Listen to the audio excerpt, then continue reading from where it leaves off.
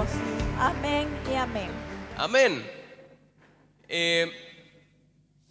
Nuestro apóstol está en este momento en Bismarck, Dakota del Norte. Eso es... No sé si alguna vez han visto esa serie, Los Ingalls. Es como unas 4 horas más al norte todavía. En serio. La casa de Laura Ingalls queda como unas 4 horas de donde está él ahora. O sea, está más para arriba todavía.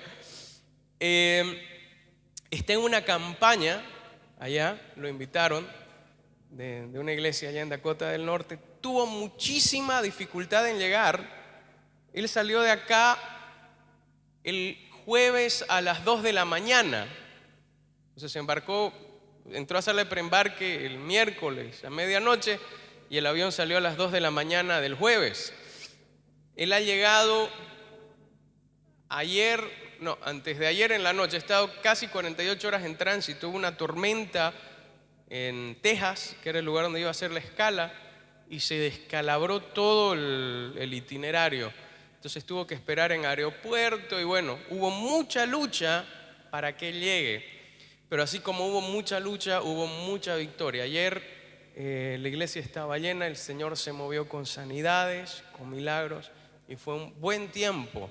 Le damos gracias a la iglesia por sus oraciones, que el Señor se está moviendo también en otras partes del mundo a través de su siervo. Amén. Él está allá, así que adivinen quién va a predicar hoy. Hoy día la palabra la voy a compartir yo. Yo le quiero pedir por favor que incline su rostro un momento. Vamos a orar. Padre amado, invocamos tu nombre en este lugar. Tú dijiste que donde 2 o 3 están reunidos en tu nombre, ahí estás tú, Señor. Invocamos tu nombre en este lugar y en esta hora y te pedimos, Señor, que hables a nuestros corazones, Dios amado, y des vida a nuestra vida, Señor. Te lo pedimos en el nombre de Jesús. Amén. Hace aproximadamente mes y medio estaba yo predicando aquí también y estaba predicando sobre David y Goliat. Quizá alguno estuvo presente en esa prédica y estaba anunciando, enseñando tal vez algunos principios dentro de esta historia y estaba llegando a la conclusión de la historia y estaba diciendo: David venció a Goliat no a pesar de que él era un pastorcito, sino precisamente porque era un pastorcito. ¿Sí?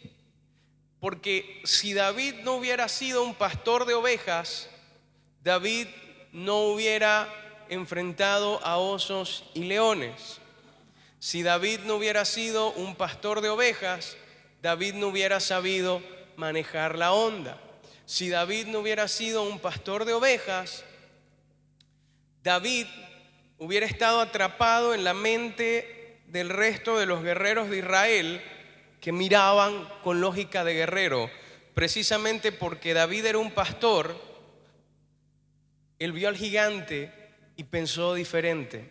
Él vio al gigante y decidió enfrentarse al gigante de otra manera y lo venció. Y estaba anunciando todo eso aquí mismo, de hecho creo que era aquí mismo, literalmente, en este pedacito de... Y sentí que el Señor hablaba a mi corazón y me dijo así, se los dije a ustedes, algunos se acordarán, muchos ya se habrán olvidado, pero me dijo: diles que ellos ya tienen lo necesario para conquistar su tierra prometida, que yo ya puse dentro de ellos todo lo que ellos necesitan para conquistar aquello que anhela su corazón. Le voy a pedir un favor para empezar y de paso así se despierte el que tiene al lado. Dígale: tú tienes lo necesario. Y luego puso fuerte en mi corazón este texto de la Biblia. Le voy a pedir ayuda ahí al multimedia. Segunda de Corintios 12:9. Segunda de Corintios 12:9 Es una palabra que el Señor le da al apóstol Pablo, 2 Corintios 12:9. Vamos a ver si me gana. Ahí está. Y me ha dicho: bástate mi gracia, porque mi poder se perfecciona en la debilidad. Bástate mi gracia, porque mi poder se perfecciona en la debilidad. Ya que andas molestando al que tienes al lado, dile: su gracia es suficiente.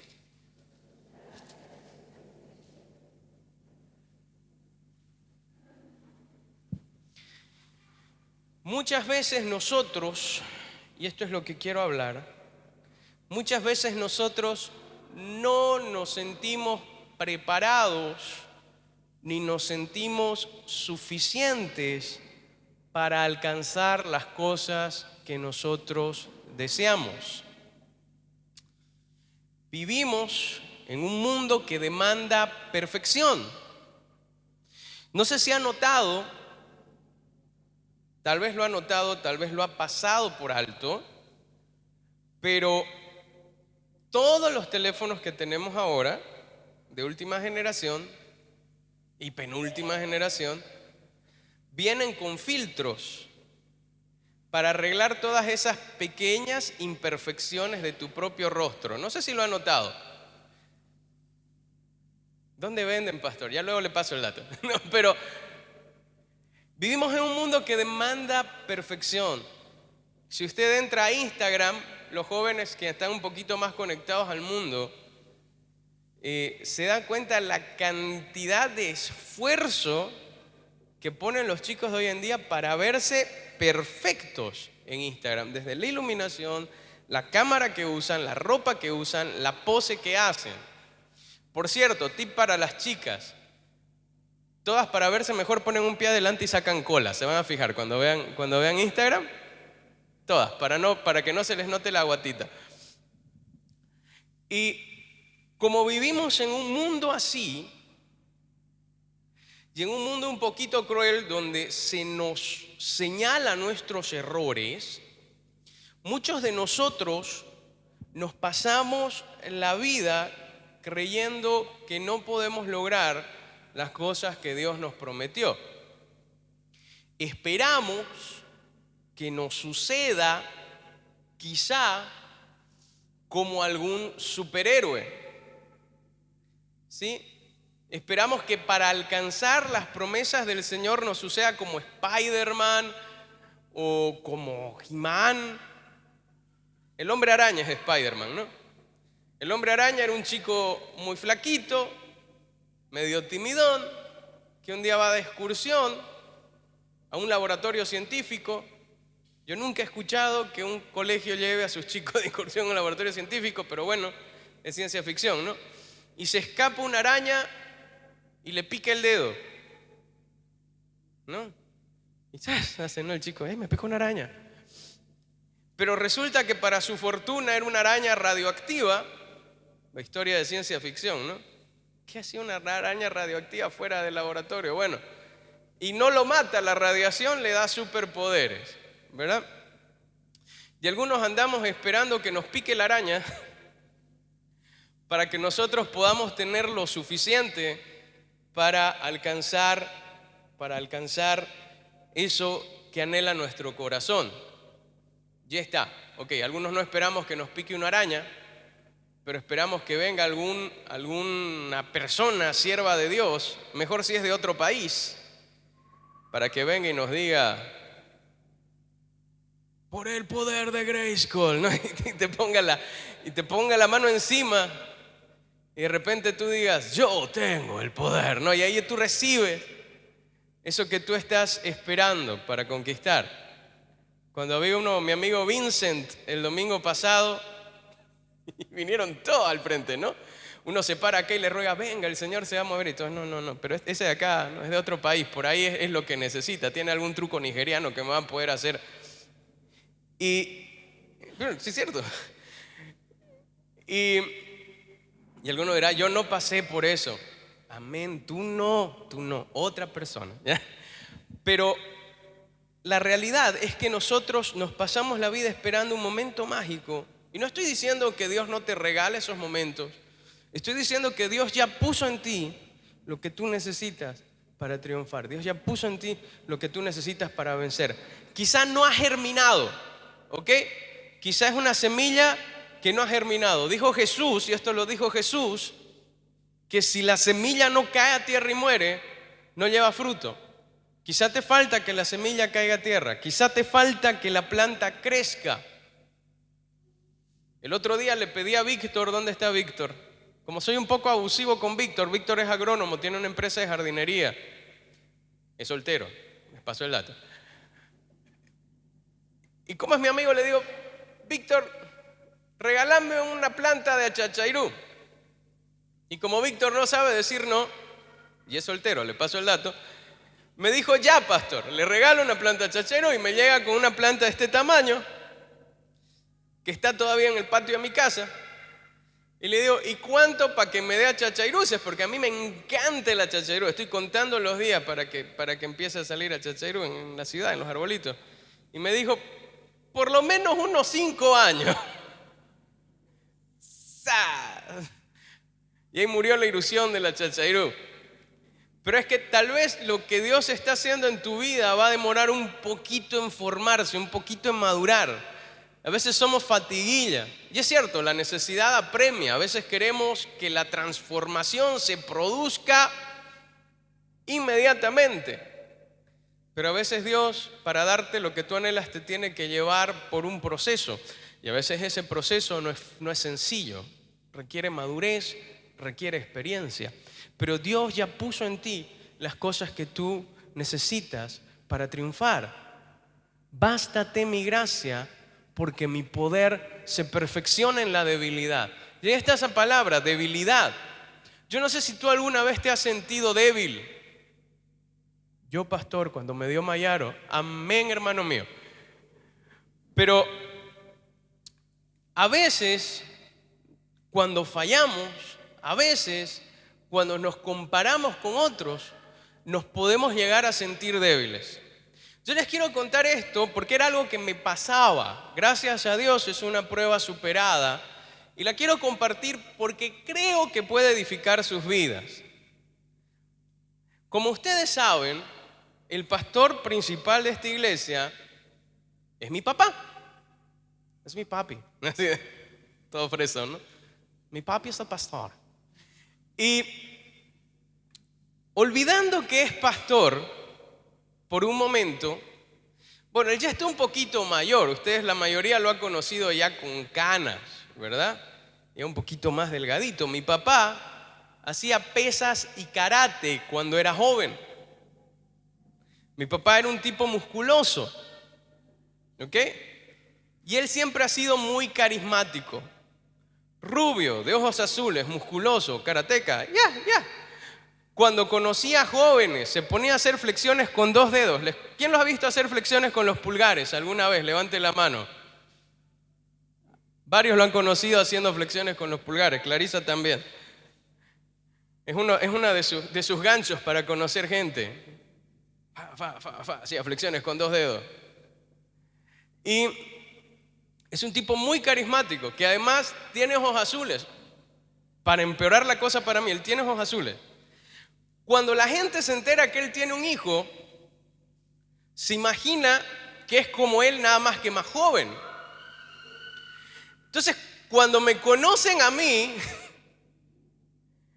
es verdad, cuando me conocen a mí, no pueden ocultar la decepción, como, oh.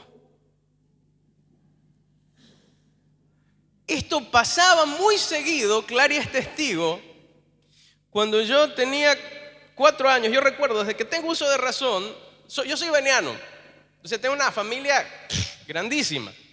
Entonces siempre que uno va y una tía le presenta a su hijo, y cada que me presentaba una tía, primero obviamente el ¿no? Así, y de ahí el segundo comentario era, no le sacaste los ojos a tu padre. Porque tengo ojos cafés y él tiene ojos azules. Todo el tiempo, durante toda mi infancia, mi adolescencia, y ahora que soy viejo, si casualmente de vez en cuando conozco a algún tío viejo que no conocía, me miran igual los ojos y me dicen, no tiene ojos azules, ¿no? Entonces, ¿por qué no le sacaste los ojos a tu padre? Bueno, porque no quería dejarlo ciego, ¿no? Imagínense eso, muy sádico sería sacarle los ojos. Pero a lo largo de mi vida, en cierto modo, he vivido a la sombra de mi padre. Porque uno dirá, es más flaco que usted, no le debería dar mucha sombra. No, claro, es figurativo. Él, como les digo, él es así, tiene un carácter así, él es muy simpático. Yo sé que bendice la vida a muchos de ustedes. De vez en cuando él entra acá a la iglesia y grita, ¡aleluya! ¿No? Y la gente se ríe. El apóstol dice, ¿no? Yo ahorita acabo de gritar aleluya y uno, ¿qué pasa? Claro, si tuviera ojos azules seguro todos estarían aplaudiendo. Ahora, el tema es que en cierto modo, y esto quiero decirlo claro, mi papá nunca me trató mal, nunca él se esforzó para que jamás me sienta inferior, él me dejó ser. Todavía recuerdo cuando tenía 6 años, él tenía la ilusión de que yo entre a la Tawichi, tengo una foto por ahí. Me compró toda la indumentaria, pagó la inscripción y yo al segundo día le dije, viejo, y tenía 6 años, ¿no? Pero muy seriamente le dije, papá, el fútbol no es para mí, ¿no? Entonces, ahí dejó todo colgado, él me dejó ser. Me inscribió a karate, pero yo soy pacifista, entonces tampoco daba. Lo mío son los idiomas, me gusta. Lo mío es pues leer, me encanta leer. Soy bueno cantando. Y la gente dirá, sí es cierto, pero sin los ojos azules no es lo mismo, ¿no? Pero igual, él me dejó ser. ¿Ok? Mi papá nunca me hizo sentir inadecuado. Pero en cierto modo, por esa rebeldía que uno tiene en la vida, yo siempre traté de apartar mi camino y ser mi propia persona, my own man, ¿no? Vivir un poquito fuera de la sombra de mi papá. Pero me hice cristiano. Me enamoré del Señor. Y en un día de oración, un siervo de Dios pone sus manos sobre mí y me dice, recuerda tu llamado, tú estás llamado a ser pastor. ¿A ser pastor como quién? Como mi papá. Y ahí vienen las comparaciones. Me pasa a veces, y me pasa, de que hay gente que lo espera a él y aparezco yo. Y de pronto no puedo, de pronto entre la gente se escucha, oh, oh, caray, no hay el choco, así, no. Nada. Entonces, a veces te compara y a veces uno se siente inadecuado y a veces uno no se siente suficiente. A veces uno no se siente suficiente. Y quiero que entiendas esto, mi papá es muy usado por Dios. Vamos, yo lo he visto orar por gente en silla de ruedas y levantarse, ¿no? Yo lo he visto, vamos, ustedes lo han visto, se para acá y de repente hace, Dios toca a personas. Y de repente vengo yo y la gente lo que se pregunta es, ¿será como su padre? Y la respuesta es no. No soy igual. En las sabias palabras de Américo, no pienso ser mejor, diferente nada más. Porque Dios me hizo de una forma distinta y Dios igual se mueve a través de mí y las personas igual se sanan y Dios igual les habla y Dios igual las toca. Como yo soy. Por un tiempo yo traté de imitarlo y me di cuenta de que Dios se movía con poder cuando yo era yo, sin los ojos azules, sin la musculatura, sin las flexiones de 2 dedos. Yo apenas puedo hacer 2 lagartijas usando las 2 manos completas, así que imposible. Y así se mueve el Señor. ¿Cuál es mi punto? Que a veces nosotros no nos sentimos suficientes. Dile al que tienes a tu lado, su gracia es suficiente. A veces no nos sentimos, y esto le hablo a los estudiantes, lo suficientemente inteligentes para vencer nuestras materias. Yo soy catedrático. ¿No que era pastor? Sí, también. Pero doy cátedra, no de teología, de auditoría, porque soy auditor. ¿No que era pastor? Sí, también. Pero soy auditor y doy cátedra. Y a veces se me acercan alumnos, y el otro día, hace 2 años fue esto, se me acercó un alumno, bien grandote él, se me acerca al recreo, y dice: licenciado, quiero hablar con usted, ¿no? Y yo digo: ay, debí de tomar clases de karate con mi padre. ¿Por qué me va a hacer este pelado? Dice: licenciado, mire, quiero ser sincero con usted es buena onda. Usted explica contabilidad y yo veo que mis compañeros entienden. Y mire, yo estudio, yo me esfuerzo, yo lo atiendo, le prometo, yo llego a mi casa y estudio. Y no lo puedo lograr, licenciado. Y empezó a llorar. Un muchacho grandote. Empezó a llorar como un niño, se empezó a llorar, a llorar. No puedo, licenciado, no puedo, yo quiero dejar la carrera, no puedo porque no entiendo. Me senté con él, le enseñé un poco, le puse más esfuerzo, él pasó su materia. Zaspando, pero pasó. Pero les cuento esta historia porque a veces uno no se siente capaz. De pronto uno escucha lo que le están enseñando y uno ve que otros lo pasan volando y lo entienden a la primera y uno se queda así como que apu, ¿no? Así de no entiendo. A veces no son los estudios, a veces es la profesión. Uno siente que no es lo suficientemente buen profesional para salir adelante. Uno se siente un fraude. Si uno está ahí ejerciendo su profesión y esperando que ocurra el desastre, uno ve que hay colegas que son excelentes y lo hacen todo excelente, pero uno está inseguro, no se siente seguro, no se siente que recibió el título, pero eso no prueba nada. Y uno no se siente suficiente. Y algo que es muy común, ¿quiénes son mamás aquí? Levanten la mano las mamás, las mamases. A veces te debe pasar, tú no te sientes buena mamá. De repente tú ves a los hijos de tus amigas, todos limpitos, educados, buenos cristianos, ¿no? Llegan a la casa: buenos días, mamita, ¿cómo está usted? Besito. Está con amigas, mami, le traje un regalito, mami, le extrañé, mami, la quiero, mami, ¿no?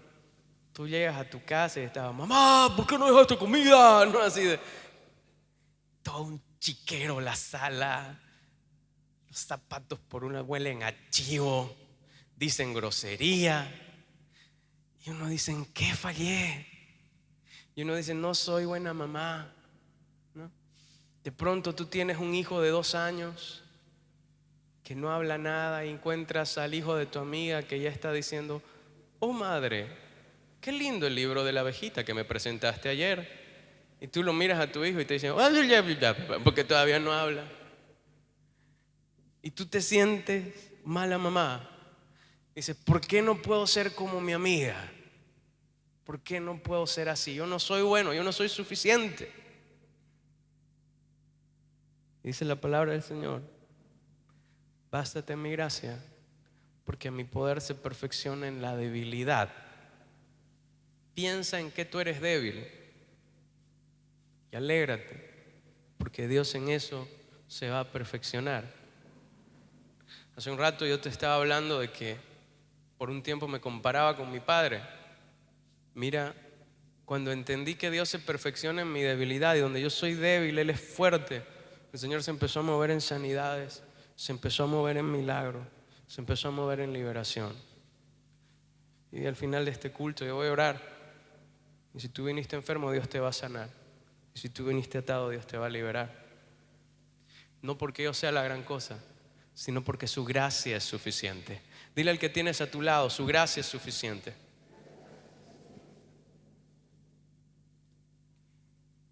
Ahora, a veces es que nos sentimos insuficientes y a veces es que nos sentimos culpables. En el libro de Juan, capítulo 8, versos del 1 al 11,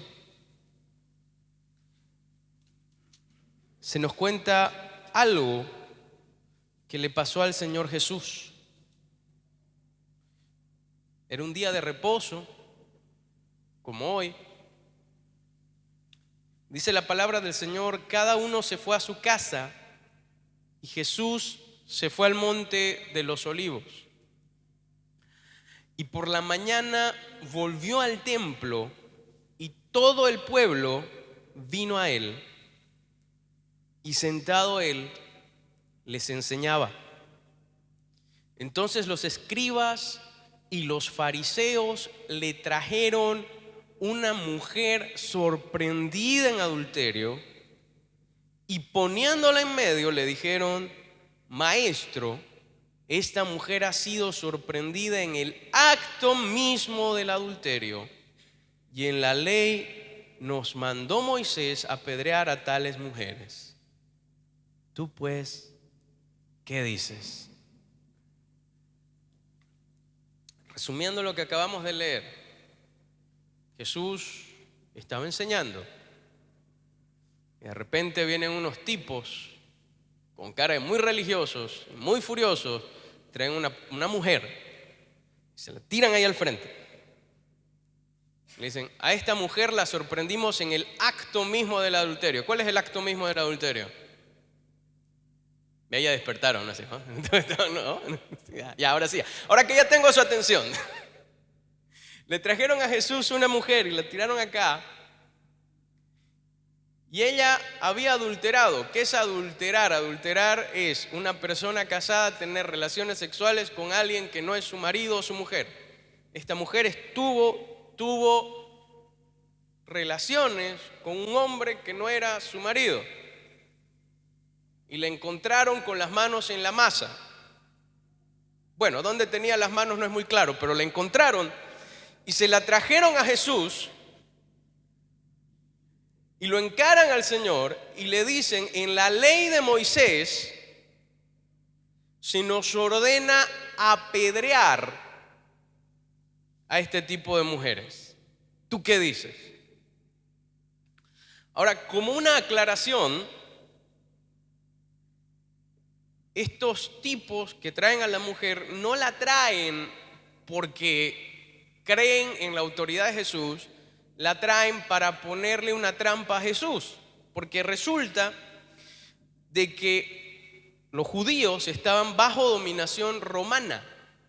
Por tanto, la ley que se aplicaba ahí era la ley romana, lo que significa de que era un arma terrible contra Jesús, porque si Jesús decía: sí, es cierto, la ley de Moisés dice que la apedrean, porque eso dice, la ley de Moisés dice que la deben apedrear.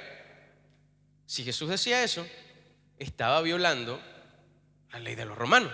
Entonces le iban a decir: pues miren, señores romanos, este hombre se rebela contra ustedes. Pero si Jesús decía: no, pobrecilla, perdónenla, obedezcamos, que vaya a juicio,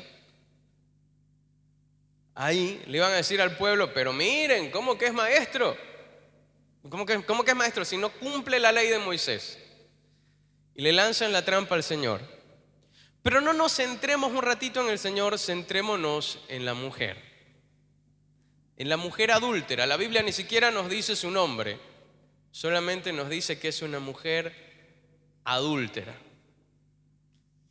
Y es muy clara la Biblia, porque nos gusta inventar excusas para los héroes de las historias.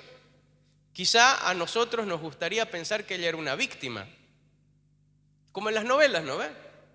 Su marido la abusaba y la golpeaba y de pronto encontró a un hombre que la trataba bien y se enamoró de él. Y fruto del amor decidieron... No, ¿son esas la Biblia? ¿No? Quizá el hombre la emborrachó y la sedujo y no, eso tampoco dice la Biblia. La Biblia es clara, la tipa era adúltera, la tipa era culpable. Dile al que tienes al lado, ella era culpable. Ella era culpable. No vamos a hacerla inocente. Ella hizo algo mal. Pregúntale al que tienes a tu lado ahora, ¿tú eres culpable?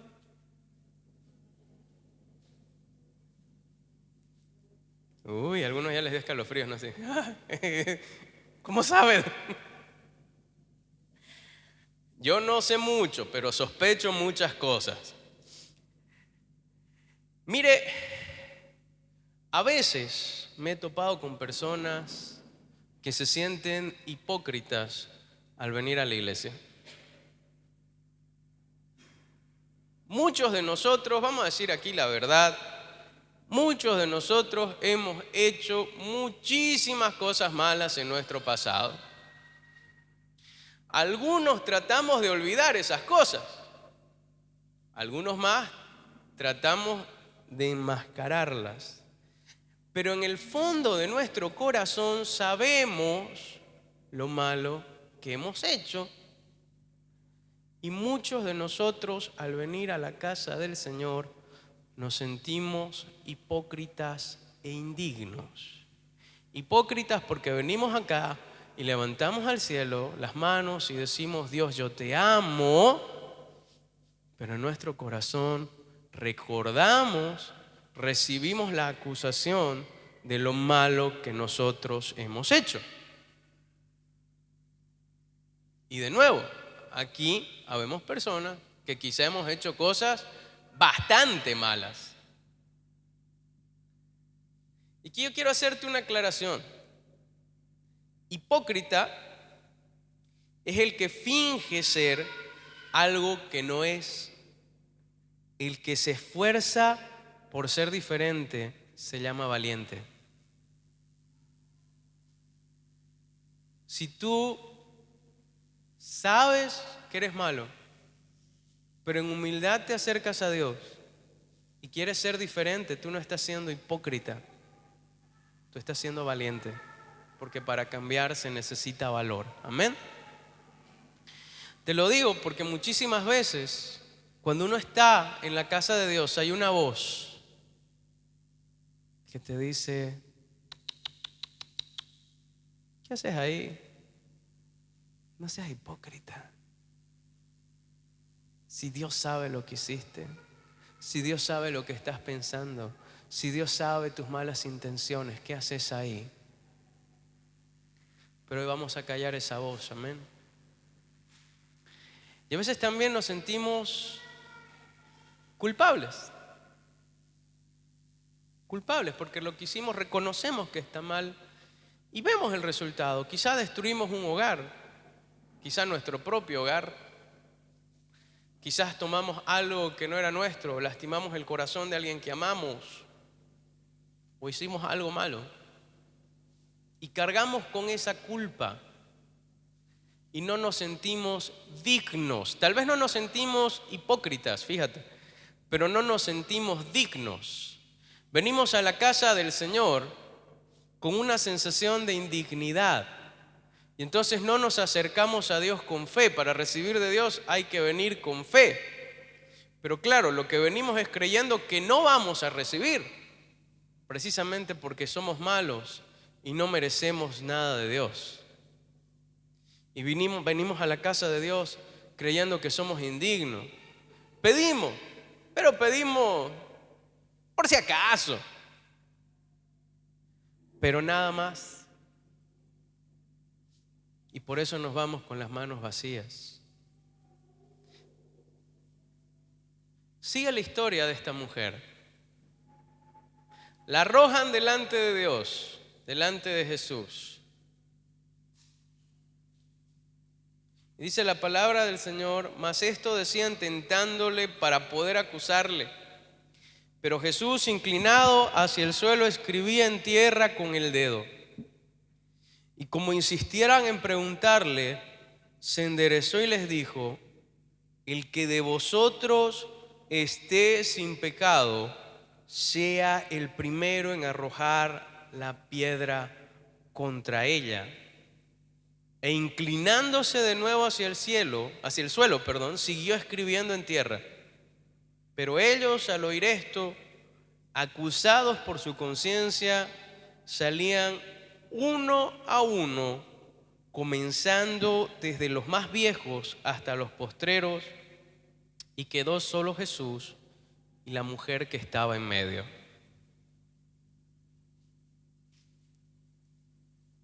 Pregúntale al que tienes a tu lado, ¿cuál es tu culpa?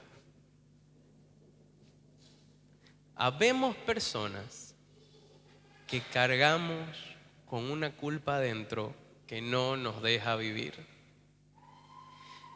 Y al igual que el caso de esta mujer, no hay una excusa. ¿Se entiende? La mujer no tenía excusa.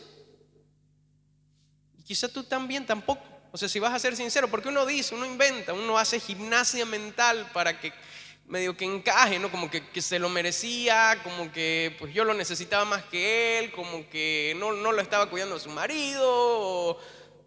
La gimnasia mental, ¿verdad? Pero acá, en el fondo de tu corazón, tú sabes que está mal, punto. Y tú cargas con esa culpa. Y esa culpa te impide acercarte a Dios. Y esa culpa te impide vivir plenamente. Y esa culpa te impide disfrutar.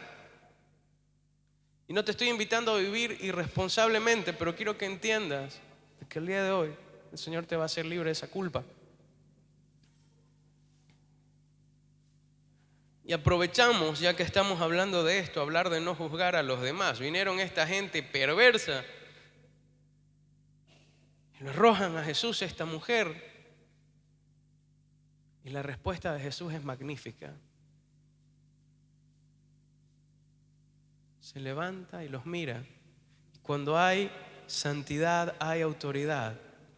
Y siento decirlo de nuevo para que algunos lo entiendan. Cuando hay santidad, hay autoridad. Y los mira y les dice: el que esté libre de pecado, tire la primera piedra. Y dice, agachó de nuevo, ni siquiera se quedó mirándolo, se agachó de nuevo, siguió escribiendo. Y ahí los acusó su conciencia. No te dediques a juzgar al prójimo, no te dediques a acusar. A veces cuando llega una persona a la casa de Dios meneamos la cabeza. Y ese es cristiano. No hay que ser fariseo. El que juzga es Dios. Y estaba entonces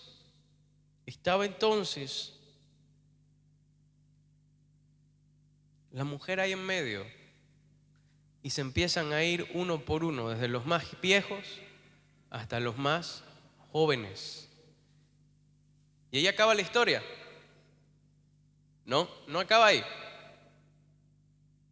Porque en ese grupo de personas había una persona, qué buen efecto, ¿eh? Había una persona que sí podía juzgarle. Dice la palabra que se fueron todos, desde los más viejos hasta los más jóvenes, hasta que quedó solo uno, solo Jesús y la mujer. ¿Quién podía juzgar a la mujer? ¿Quién era libre de pecado? Y la palabra del Señor dice: enderezándose Jesús y no viendo a nadie, sino a la mujer, le dijo: mujer, ¿dónde están los que te acusaban? ¿Ninguno te condenó? Ella dijo: ninguno, Señor. Entonces Jesús le dijo: ni yo te condeno, vete y no peques más. Esa es la gracia del Señor, que siendo culpable, tú puedes hallar redención si vienes delante de Él. Jesús tenía tal santidad que esta gente mala sintió vergüenza y se fue. Pero Jesús tenía tal amor que Él libera con perdón a esta mujer de su culpa. Ahora bien, tampoco la liberó así nomás. No le dijo vete y peca no más, ¿no? Le dijo vete y no peques más. Y a veces escuchamos al revés, no hay que ser sinvergüenza. Pero el Señor la deja ir, la deja libre. No es el plan de Dios que tú vivas acusándote. Algunos creemos que con cargar la culpa, golpearnos el pecho, estamos agradando al Señor. El Señor no acusa. El Señor llama al arrepentimiento, como hizo con la mujer. El que acusa es el diablo. Si tú sabes que sientes que hay algo malo que hiciste, si llevas culpa en tu corazón, dice la palabra del Señor en el libro de Primera de Juan, que si confesamos nuestros pecados, Él es fiel y justo para perdonar nuestros pecados y limpiarnos de toda maldad. Si en tu vida hay algo que tú llevas ahí oculto, calaveras en el closet, dicen algunos, ¿no? Si tú tienes cosas que entregar al Señor, hoy es un buen día para ser libre. Dios no quiere que tú vivas acusado. Dios quiere que tú entiendas que eres nueva criatura. Yo quiero cerrar así, 2 Corintios 5:17. La palabra del Señor es bien clara. 2 Corintios capítulo 5, verso 17 dice: vamos a darle cancha que lleguen los chicos.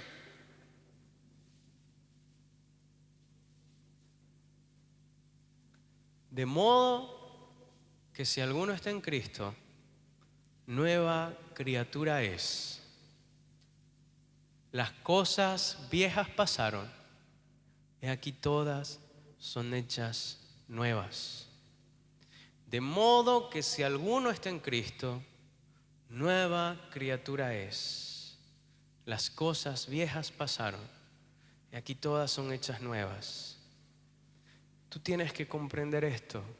Tú tienes que creer esto, que al venir a la cruz, tú dejas tu culpa delante de Él y Él te hace nueva criatura. No quiere decir que vas a dejar tu responsabilidad. Si te toca enderezar las cosas, hay que tener valor y enderezarlas. Pero lo que quiere decir es que al venir a Jesús, tú tienes una nueva oportunidad. Tú no tienes que andar cargando, ¿sí?, con la acusación de tu pasado. Tú puedes ser libre.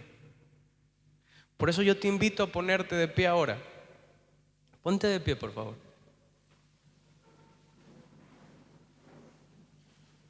Me van a dejar ese texto allí.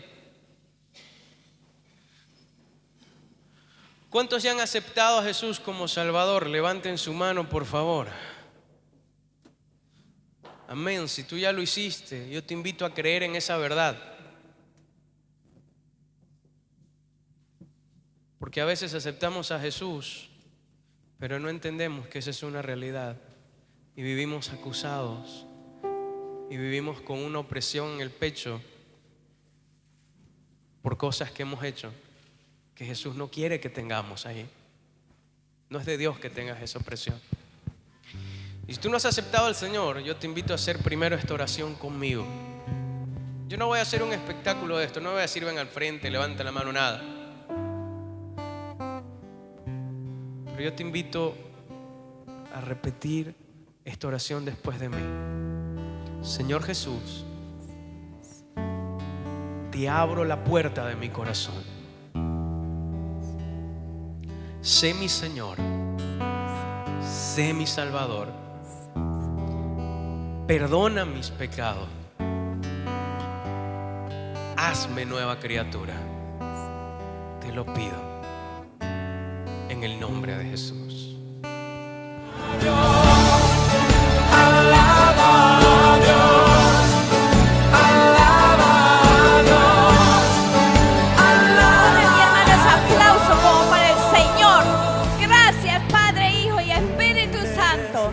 Amén y amén.